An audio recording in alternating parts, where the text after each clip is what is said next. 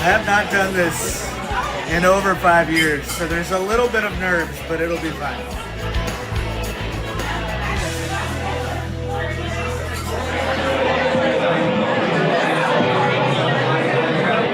Hello, hello. Oh, all right. I've got a live mic. Hey, everybody! What's up, everybody? We have been given the great privilege and honor of introducing the reason we're all here tonight. If you don't know, my name is Nell. My name's Michael. We are friends, compatriots, conspirators with Justin. We host shows about cartoons and weird pop culture nostalgia and cereal with him sometimes. So we were asked to give some very brief remarks, so we'll be really quick. We wrote some stuff down because we're true professionals here. Do you want me to start? You want me to go first? Okay.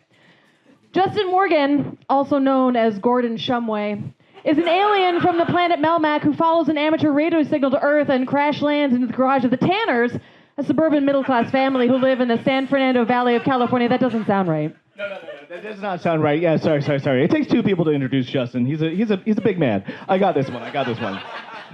Justin Morgan is a football coach, the head coach of Minnesota State University Screaming Eagles for much of the series run.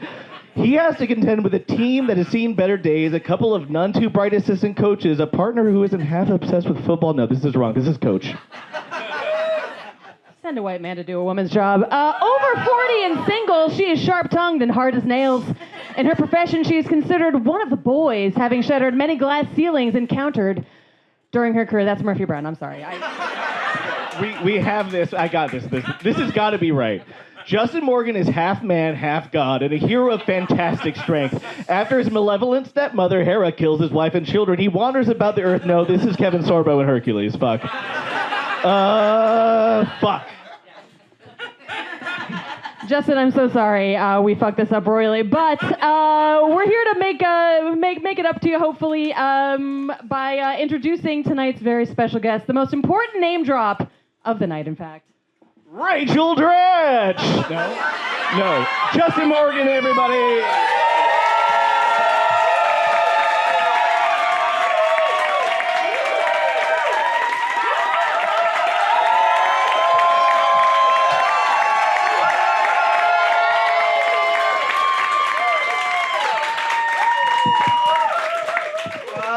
Hello, everybody, and bingo! Somebody called out bingo immediately. Great. Thank you so much for being here, everybody. Let's go ahead, lay some ground rules. Tonight is not just a stand-up show. I'm not going to do a whole lot of stand-up. I'm going to do a lot of storytelling. I will, every once in a while, tell a joke about pop culture that is for everybody. It's absolutely for everybody. Everybody. It's for everybody. It's everybody dance now. Everybody dance now. Everybody's supposed to dance now. Everybody's supposed to dance now. Everybody. Grandma just broke her hip. She's supposed to dance now. Everybody's supposed to dance now, huh?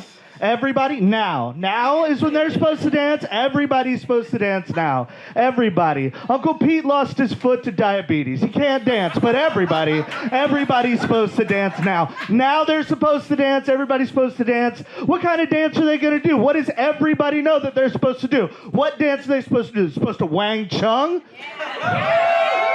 They're supposed to Wang Chung win tonight. Everybody's supposed to Wang Chung tonight. Everybody's supposed to Wang Chung tonight. I don't know about you, but that sounds to me like it's a little bit racist. And the last time it was a little bit racist, everybody was kung fu fighting. Everybody. God, that was dumb as shit. Thank you.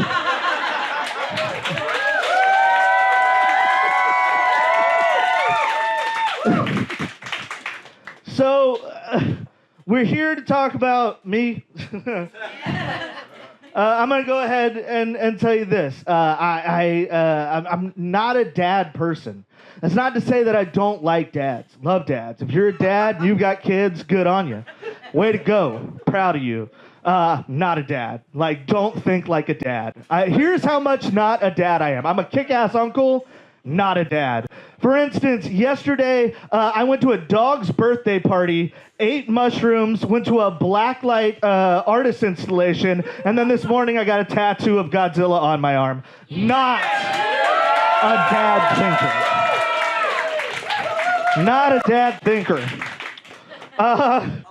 Another good example of that. I was in Central Park a few years ago, and I'm sitting there in Central Park, and I'm watching on the park bench, all the people around, and it was fun. And this little boy comes walking by with his parents, and he's got this Batman suit on. He looks up at his mom and says, "Mom, I'm Batman, huh?" And the mom says, "Yes, son, you're Batman."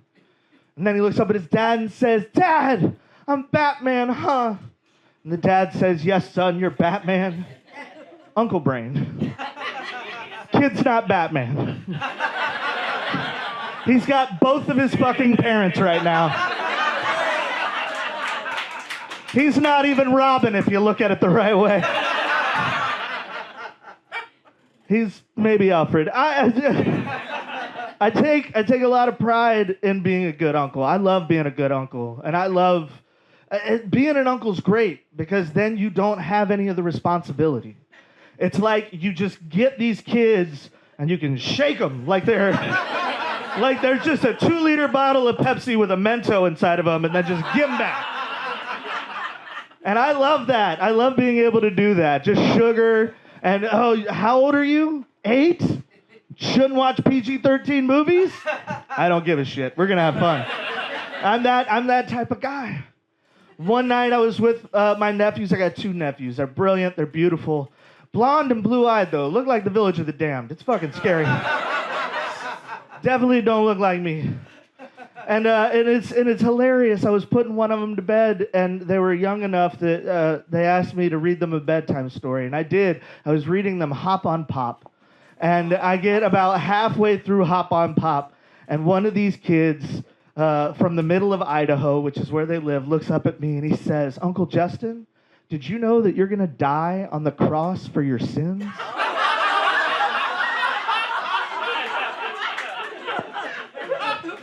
I said, "What?" He said, "You're going to die on the cross for your sins." And I said, "Where did you hear that?" And he said, "Sunday school." And I said, "Well, let me explain something to you. All right? If anybody in this room is going to die like Jesus Christ, it's going to be you, my guy." And he looked at me so confused. And I said, "You're the one with a Bob the Builder playset, so you could be a carpenter. You're the one that believes you walk on water with everything you fucking do. And your parents weren't married when you were born, so..."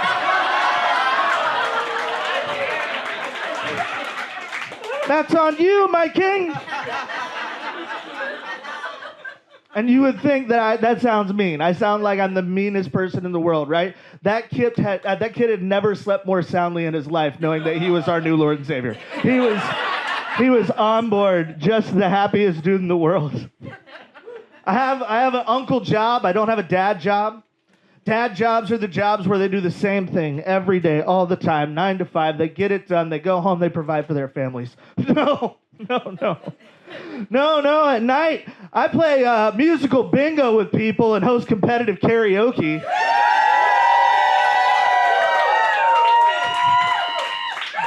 During the day, I manage the most brilliant egos on the planet because I take care of talent for live and televised events.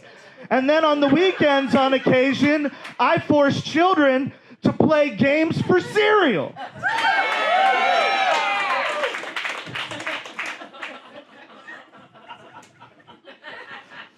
Of all of the things that I've mentioned to you, the celebrity stuff is what people want to hear the most. That's what they want to know. The reason why this show is called Confessions of a Name Dropper is because I can tell you anything. I can't tell you what show it was on. I signed an NDA, so I can't tell you that. But I could tell you fucking anything. Who's the worst? Mariah Carey. She's a living nightmare. She walks in my haunted, most undry dreams. She is. I don't like her. She's just a bad.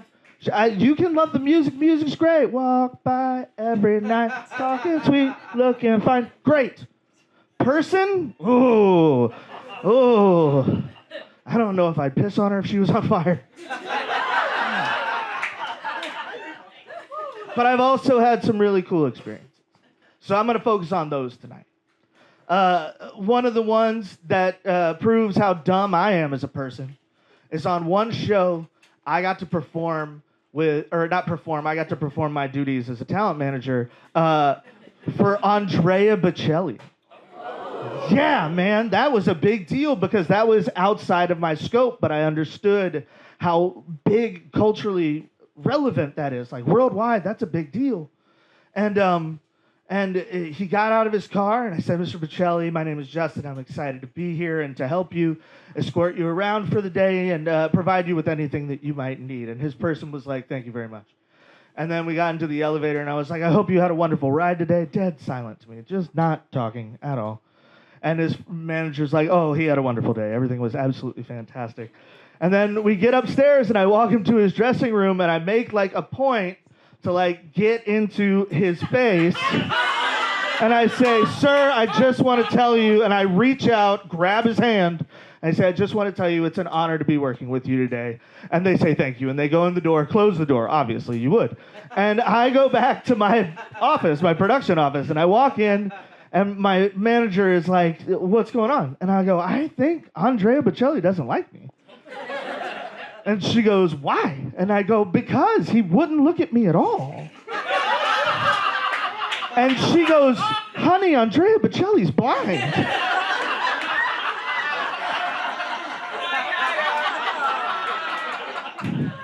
Again, knew his cultural relevance, didn't know everything about the man. This past couple of months, I actually got to be in a room that is about the size of this stage with a billionaire. And that was the weirdest thing I had ever done. I was working on a show. I'm sitting in the back. The show's essentially on autopilot. It's about to be live and everything like that. So I can just check my email, look at things on eBay, things like that.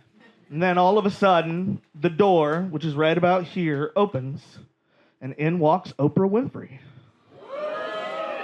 Yeah. And I'm sitting there and I'm like, okay. And she's followed behind by a sound person who's going to mic her up for her moment in the show. And I go, okay, I'm going to stand up. I'm going to leave right now. I do not want to bother you, Oprah Winfrey. That is not what I am here for. Unless you're giving out cars, it's not what's going on. That's not what's going on. So I got up and I started to walk away. And she goes, no. You're working. It's fine. Sit down. And I go, oh no, Mrs. Winfrey, I'm just gonna get out of here. That's a personal thing between a lady and a lady when you're getting mic'd up. I do not want to be a part of that. I want to be gentlemanly. And she's like, seriously, sit down.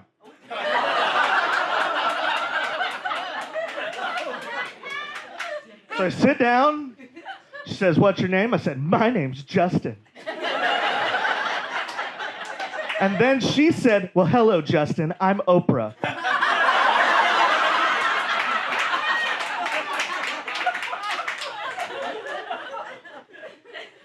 She said, what do you do on the show, Justin? I said, I'm your talent manager. I'm how you got your itineraries, your schedules, and I was the one that got in touch with your personal driver to make sure you got here safely and on time.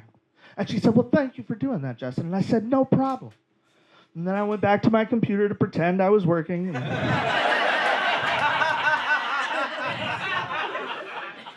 Bid on Godzilla alarm clock. And she says, well, do you do anything else? I said, actually, it's really interesting. I host competitive karaoke.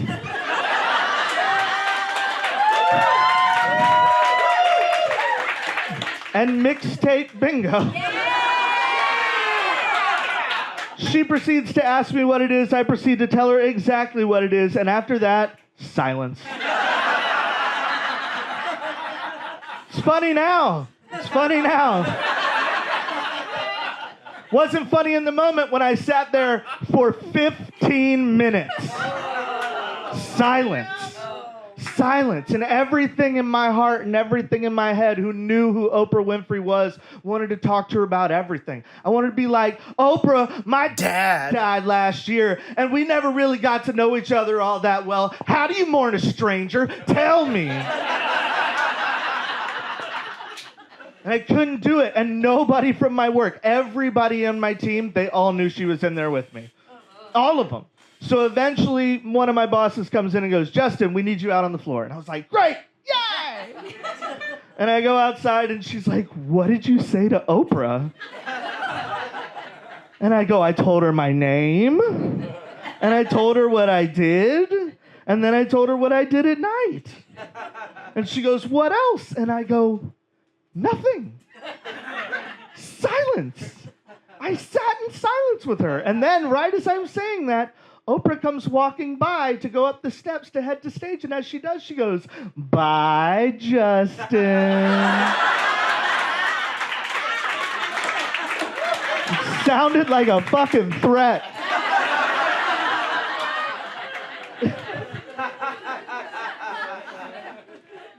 Sometimes I meet people not because of work. I have like a Forrest Gump-like ability to stumble into shit. I went to the opening of a movie, like a movie premiere for a movie that came out a few years ago called Young Adult. It was a Charlize Theron movie. It's really good. It's a great movie. It's a terrific movie.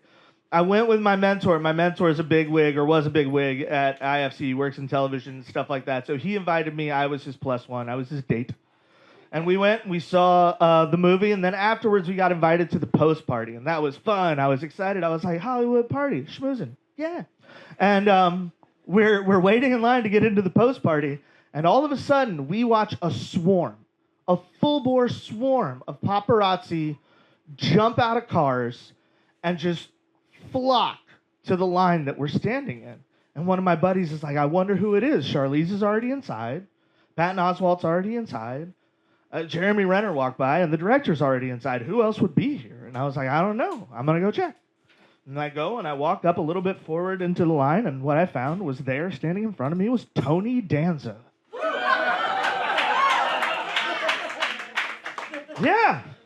Yeah. I'm 43. That makes sense to me. I was like, Tony Danza's here? Fuck yeah. We get inside, and my buddy, who is also a stand-up comedian and a comedian, he looks at me, and he goes, dude, I have a bet for you. And I looked at him because I had just moved to New York at this point in time. And I said, what's the bet? And he says, I bet you $50.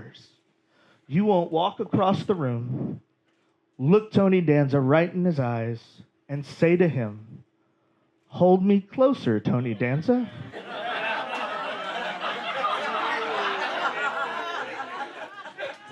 And I looked at him, and I said, you have no idea how poor I am. I will take that bet.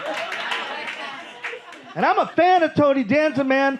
Angels in the Outfield, Who's the Boss, all the things he did for the Miss Universe pageants. I'm a fan.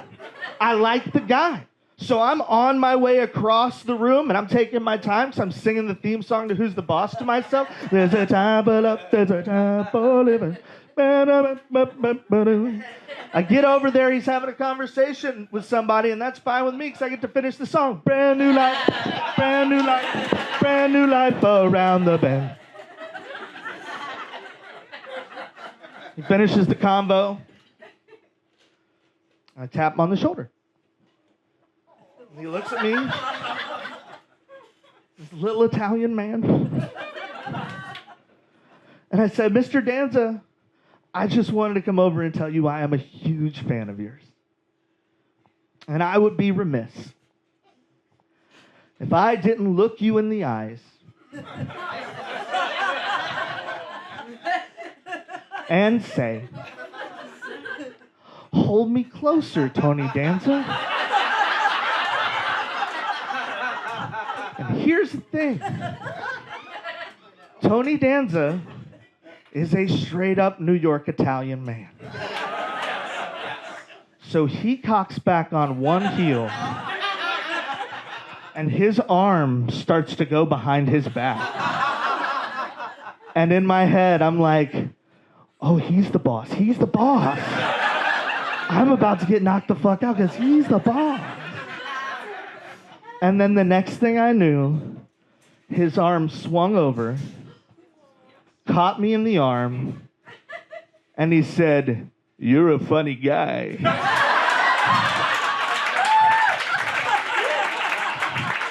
And he pulled me in for a hug. He held me closer. Tony Danza.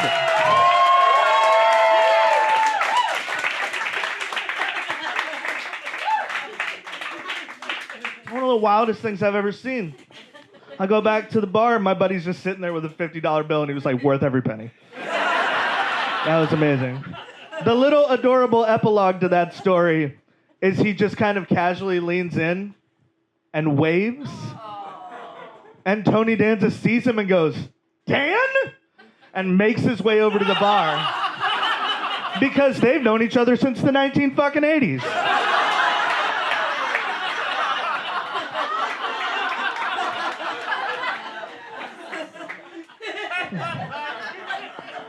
My family loves that I do so much with celebrities. They think it's the coolest thing in the world.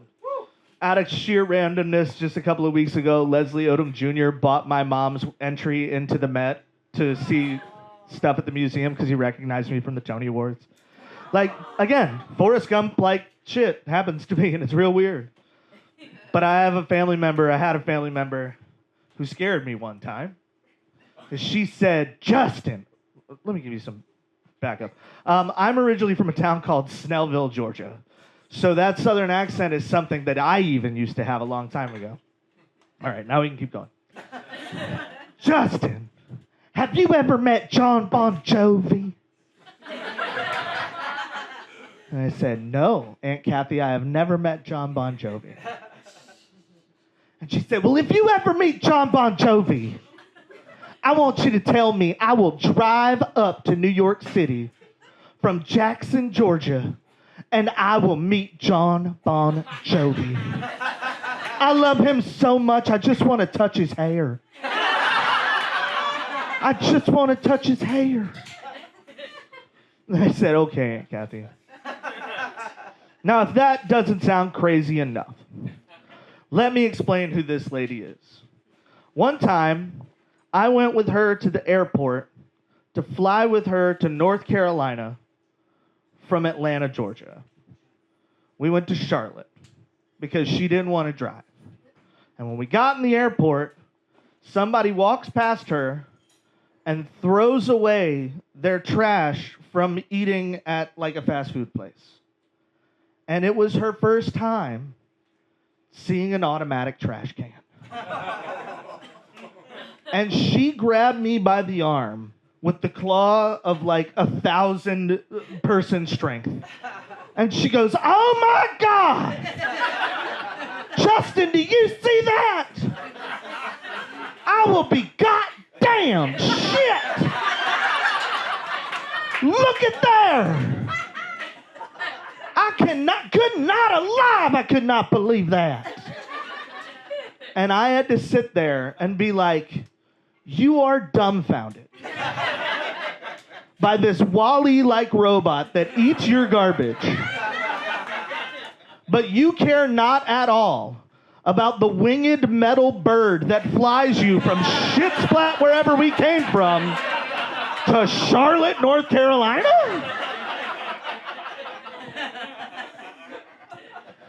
So one day I get a call.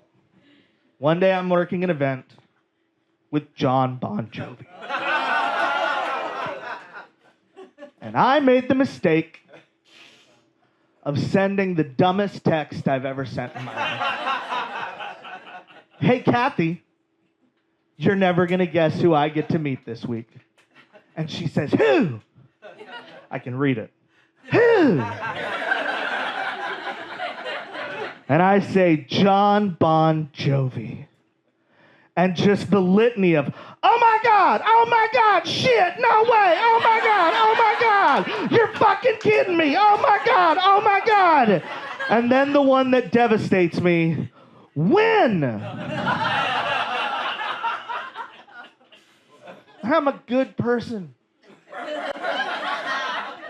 I'm honest with my family. So I say tomorrow night. And she says, I'm on my way.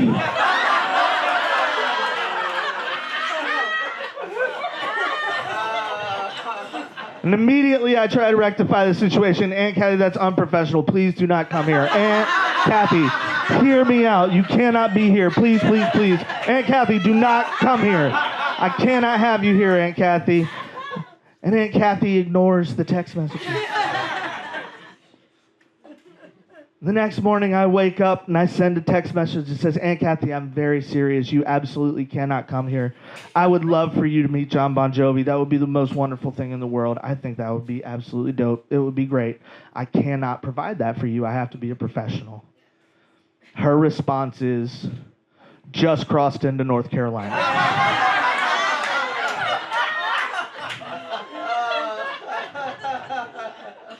And now I have a new thing that I have to do that makes me uncomfortable. I walk up to the head of security for a major corporation. And I have to tell him the exact thing that I just told you. Including the part about her being dumbfounded by a trash can. And he says, okay, don't worry, we can take care of this. And then he says, do you have a picture of the target?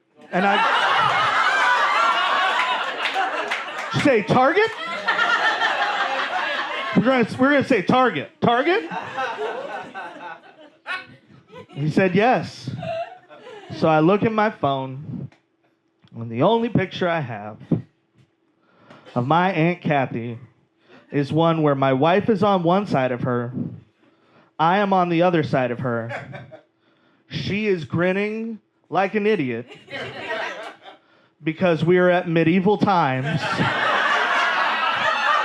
and she has a paper crown on her head. So I show the security guard the picture and he says, can I have this?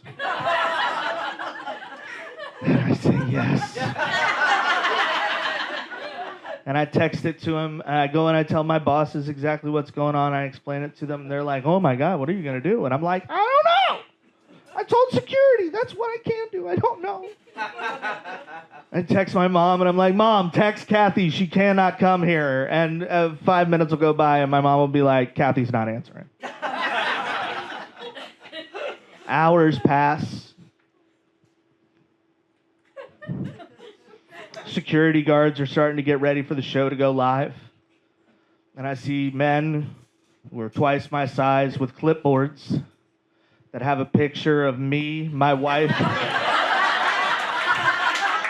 and my aunt at medieval times.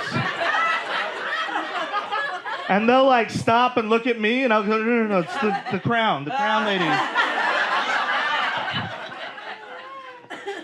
Show goes on. Spent about 11 hours. I text her and I say, Kathy, for the last time, please, you can't do this to me. I know that you've traveled a long way. I'll meet you somewhere for dinner. I'll buy you dinner. I cannot introduce you to John Bon Jovi. And she says, finally, she responds back to me. She says, where are you? And I say, I'm at the production table inside. Where are you? She says, I'm under the marquee. I show the picture or the text message to my boss, make my way upstairs, go outside. I'm underneath the marquee and there's nobody there. And I text my aunt and I say, Kathy, I am here underneath the marquee. Where are you? She goes, I'm in Jackson. I was just fucking with you.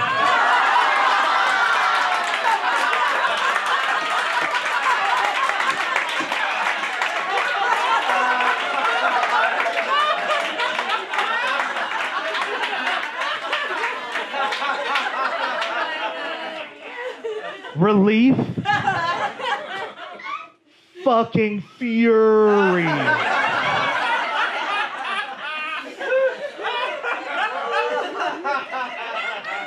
Show the text to my boss, and my boss goes, no way.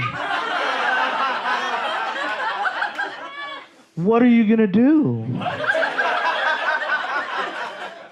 And I looked that man in the eyes and I said, I tell you what I'm gonna do. I'm gonna go meet John Bon fucking Jovi. I got up from my desk, I walked inside, I walked downstairs, I went into the green room, and I walked right up to that elderly metal musician. And I said, excuse me, Mr. Jovi, because I don't know what you call him. Do you call him John? Do you call him Bon John? What do you call him? I said, excuse me, Mr. Jovi, do you have time for a story? And he says, sure.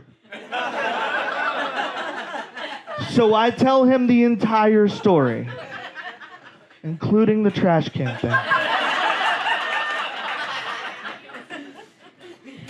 And he goes, that's fucked up. And I said, I know. And he said, so what are you gonna do? And I said, can I take a picture with you and send it to her?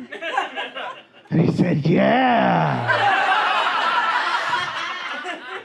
So I take the picture with Bon Jovi, and I'm like, thank you, you're her favorite artist. And he says, I'm not kidding, he says, who's your favorite artist? And I go, you wouldn't know them. Not great. Admittedly not great.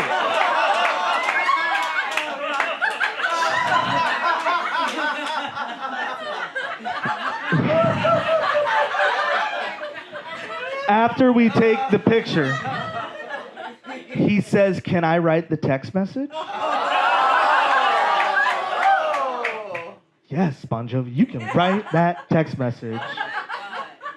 And he gets on my phone and he says, Dear Kathy, next time, say what you mean and mean what you say. Love, John Bon Jovi. Thanks.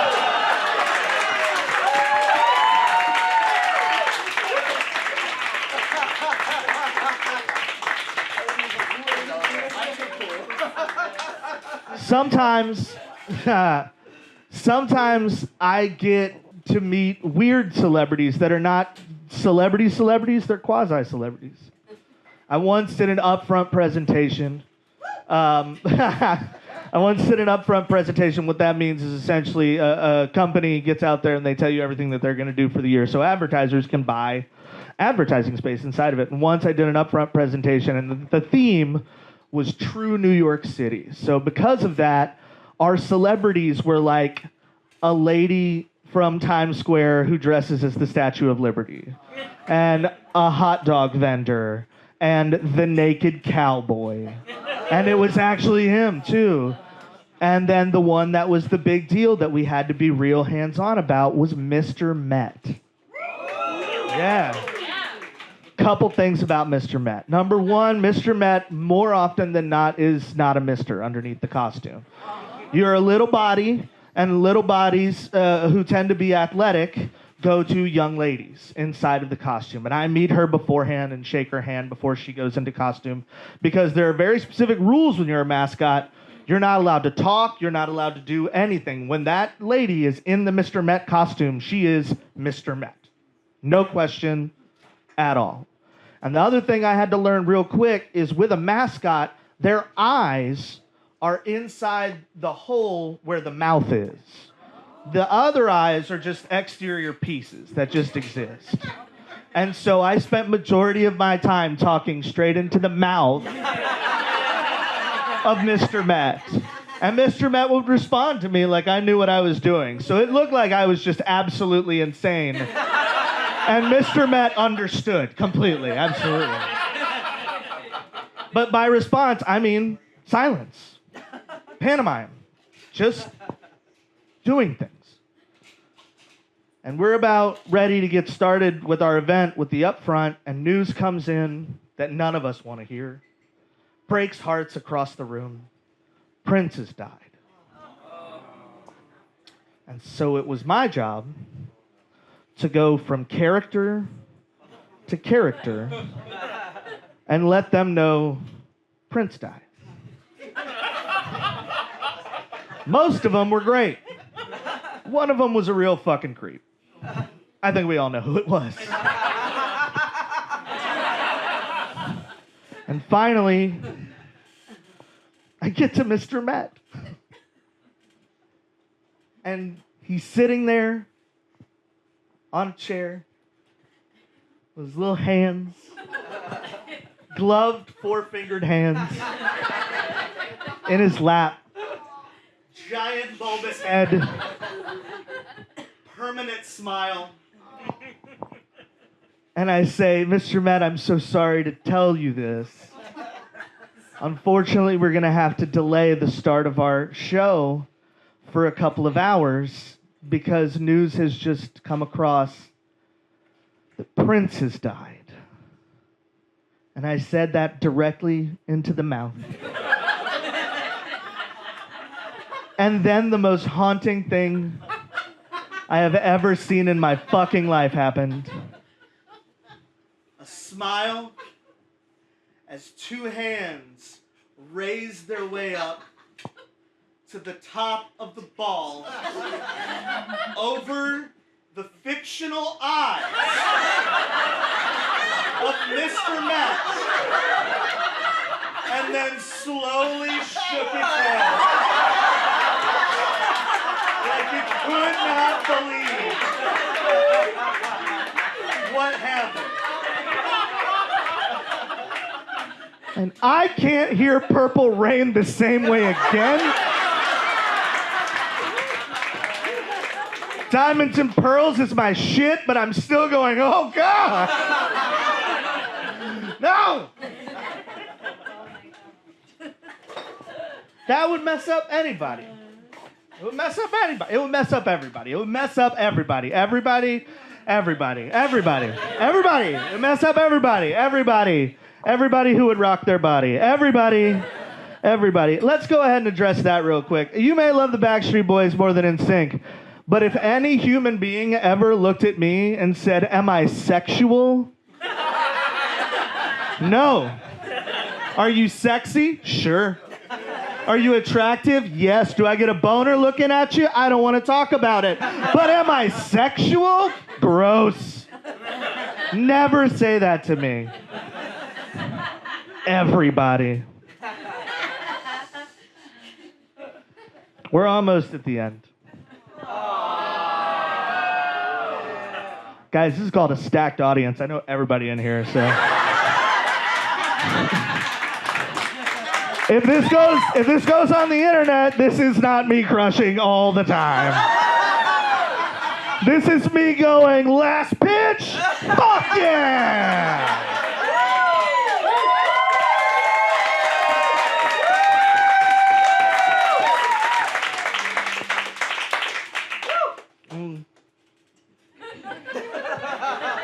I've told you already, I'm not dad material. So much so that for a wedding gift for my wife, when we got married,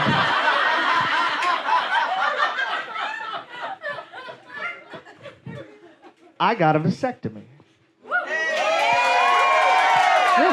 Yeah. And as much as your cheer for me is big, your cheer for her should be over the moon. Because that vegetarian lady did research and cooked me a steak dinner as a thank you. She then invited a veritable cornucopia of people to come to Barcade for my vasectomy shower,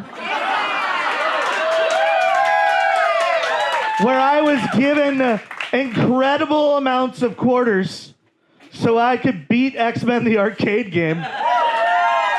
Something I've wanted to do since I was a young child, and I did it with my close friends around me, all of them worried about my genitals. It was great. It was great. But here's the mistake I made. I went and I got my vasectomy, and I made the mistake of telling my urologist that I'm a comedian. So there I was, my legs in those stirrup things, freshly shorn scrotum. And this man with more accolades on the walls of his office comes walking in and says, "So, comedian, huh? Why don't you do some of your stuff for me while we're doing this?" While we're doing this. And at this point, I'm so nervous, I'm like, all right, let's get that done. Let's see what happens. And he explains to me, okay, here's what's going to happen. At first, I'm going to give you a shot of local anesthetic, little lidocaine. It's going to go on one side of you, and then I'm going to do that side. And then when we're done, I'm going to give you another shot of local anesthetic, and I'm going to go on the other side of you, and you'll be done. You won't feel a thing. It's going to be amazing. And I was like, nice. This is still awkward, so here we go. And so he gives me the shot of medication, and I said, all right, so I got a phone call from my mom the other day. She called me and she wanted to let me know, son, I'm leaving your father. It's not your fault at all. And I just did not want you to worry about me. And I said, Mom, fuck. And then I felt snip. Full bore, full pain. Backstreet Boys rocked my body. Pain. And he goes, did you feel that? And I said, yeah. And he goes, I must not have let the lidocaine sit in long enough. What were you saying? And I said, Mom, fuck.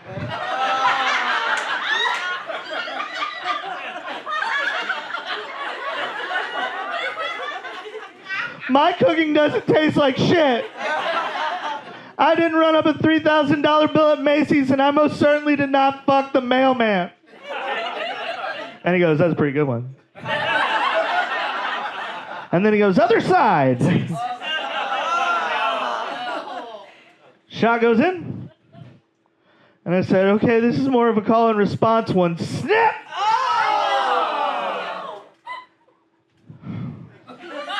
Tears falling from my face. And he goes, oh, God, I did it again.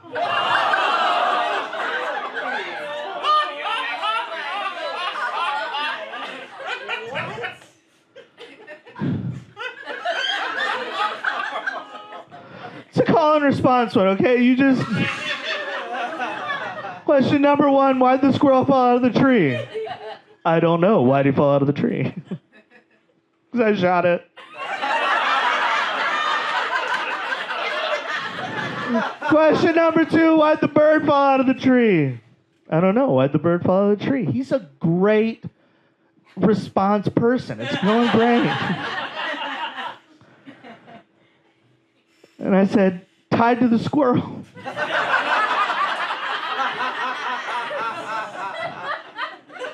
And then I go, and lastly, before you hurt me anymore, what's the most important question in the history of comedy? Why'd the chicken cross the road? And he says, I don't know why. And I said, if you saw your two best friends dead and tied to each other, you'd run like a motherfucker too.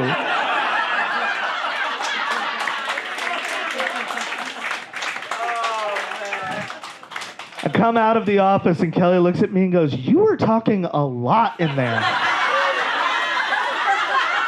What were you saying? And I said, I never want to see a doctor again. So there's an epilogue to that story. We're not done talking about my junk.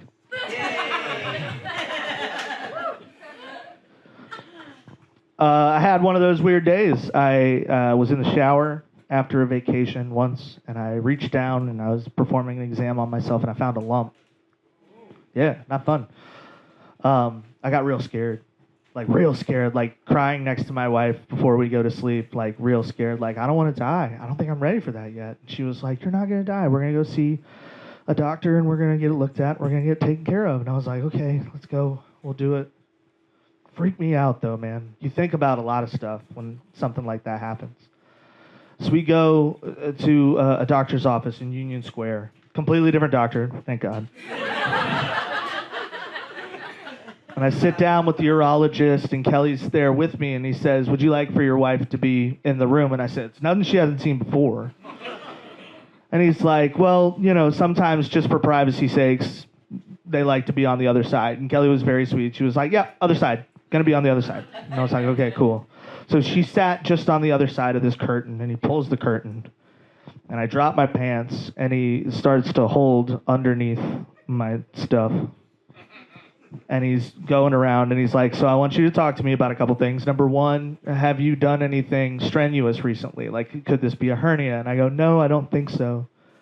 And he says, have you had any more extreme types of sex recently? And he's holding on to both of my testicles.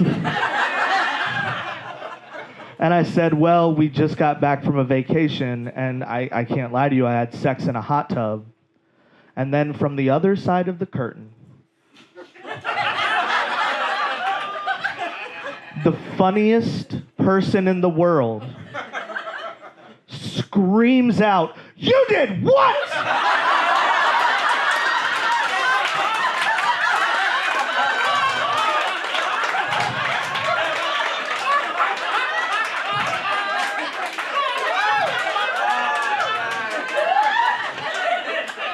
This doctor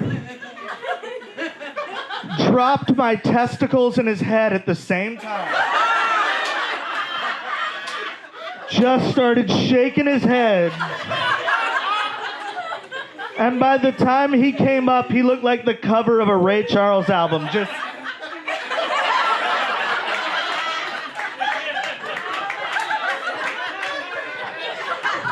And that's the funniest joke I've ever heard in my life.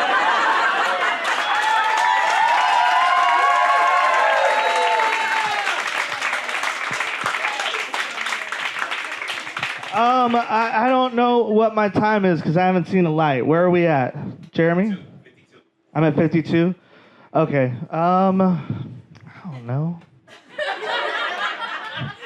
Supposed to close on something big. I don't know. I used to end a show like this talking about Robin Williams. Met Robin Williams once. It was the craziest thing in the world. When I met Robin Williams, we were backstage at a show, and he was getting a Lifetime Achievement Award. And my job was to maintain Robin Williams, because he's Robin Williams. And you never know if he's going to be like, Robin Williams, yes! Or if he's going to be like, I am Robin. Like, you didn't know. So I'm sitting there with him, we're watching the backstage monitor, and I'm helping him out, doing what I can do. Everything's going fine. Stuff like that. And then he starts to do bits, looking at what he's seeing on the monitor. He's making fun of things, he's doing stuff. And then I start joining in, and we start going back and forth. One of my idols, one of my gods, one of my titans. And he turns and he looks at me and he says, you're a comedian, aren't you? I said, yeah. And he says, what's your name again? And I said, my name's Justin. And he says, it's a pleasure to meet you, Justin. And I said, thank you, it's a pleasure to meet you. And he goes out on stage.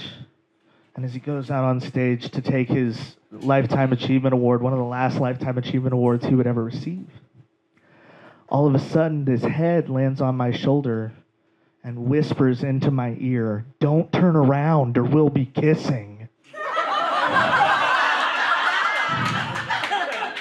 And I turn around and I look over, and Jim Carrey's gangly face is right in front of mine. And he said, hi, I'm Jim. I saw you were talking to Robin. Seemed like a nice guy. And I was like, what?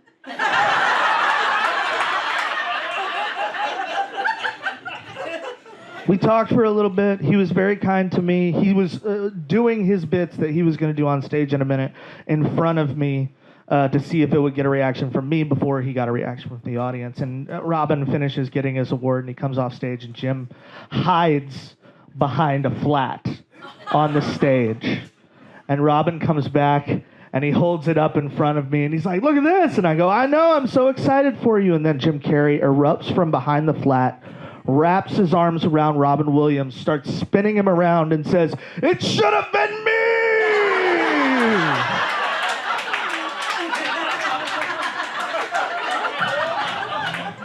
Robin lands on his feet. He turns and he looks at him and he's like, oh my God, is that Jimmy? They give each other the biggest hug in the world. It's beautiful. It's fucking incredible. I'm seeing two of the most brilliant minds in our business genuinely love each other. And it meant so much to me, and it made me love comedy so much more. A couple of months later, I go to the Comedy Cellar, and Robin's there. And I wait outside for him because I don't want to bother him. There are a lot of other comedians there. A lot of them are famous. And I say, Mr. Williams, I'm so sorry to interrupt. Is it possible I could get a photograph with you? And he said, of course, boss, of course. And I was like, cool. And we get the picture together. And after we get the picture together, it's really lovely. He's like, will you do me a favor? And I was like, sure. He goes, will you walk me to the subway? If I have somebody with me, I don't get stopped as much. And I'm like, yeah, absolutely. And I walk with him to the subway, and I talked to him. And he was nice, and he was kind, and he asked me how often I was getting up, and he asked me how much I was doing what I was doing. And I told him, and I said, it's harder in New York because I'm in a much bigger pond now, and it's different. He says, we got to keep going. You just got to keep going. You got to keep doing it. And he starts to get to the steps of the West 4th Street stop, and he turns around to look at me, and he says, Justin. And I said, yes, sir. And he goes, I'll remember that name. And I said, yes, sir. And he leaves.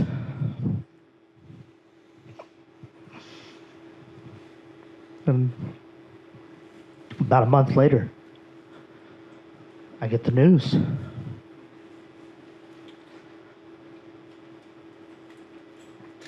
And there's no joke here. It's not going to end that way.